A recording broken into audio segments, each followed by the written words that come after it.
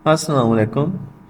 जी दोस्तों, आज की जो वीडियो है उसका मौजू है कि अंडा खाने से मर्दाना ताकत में कितना इजाफा होता है। आया मर्दाना ताकत के अलावा जिस्म के अंदर और भी कोई नशोनुमा होती हैं, और भी कोई जिस्म के जो पार्ट्स होते हैं उनको भी ग़िज़ा मिलती है, या सिर्फ एक ही साइड के ऊपर लोगों का ज़हन चला गया है। लोग हर चीज़ को भूल जाते हैं, इस्लाम के अंदर रहकर हर चीज़ को भूल जाते हैं, सिर्फ उनका इन चीज़ों पे सेक्स, मर्दाना ताकत, इन्हीं चीज़ों के ऊपर जो है वो माइंड जो होता है वो गर्दिश करने लग जाता है।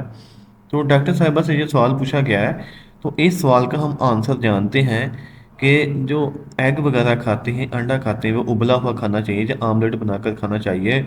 और इसमें कौन से तरीके के साथ जिस्म को ज़्यादा एनर्जी मिलती है, और हमारे बच्चों के लिए कौन सा अंडा ज़्यादा मुफीद है। आइए हम डॉक्टर साहब से इसका आंसर सुनते हैं। अंडा खाना है आपने, ठीक है। नंबर वन बात अपने साथ ये बांध लें, ठीक हो गया। अंडों का हलवा भी बनता है, वो भी आप कर सकते हैं। But the three main forms के हम अगर कंपेयर करें बॉइल्ड और फ्राइड एग को, तो उसमें ये है कि जो लोग स्पोर्ट्स की तरफ हैं उनको या जिनकी बहुत हैवी वेट है, या कुछ वो अपने मसल मास को इंक्रीज करना चाहते हैं, फैट्स को रिड्यूस करना चाहते हैं और प्रोटीन्स लेना चाहते हैं, तो वो बॉइल्ड एग्स लें ज़रूर, ठीक है ना। बाकी रूटीन में आप फ्राइड एग्स ले सकते हैं। जो बॉइल्ड एग है वो कैलोरीज वाइज जो है वो थोड़ा लो है।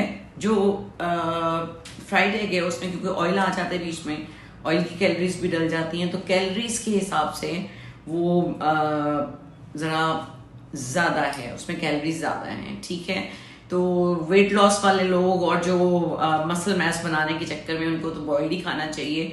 Boiled egg is rich in, उसमें जो है विटामिन बी का वो एक फैक्ट्री आप समझ लें, ठीक है। विटामिन बी जितनी बॉइल्ड एग में पाई जाती है कहीं नहीं पाई जाती।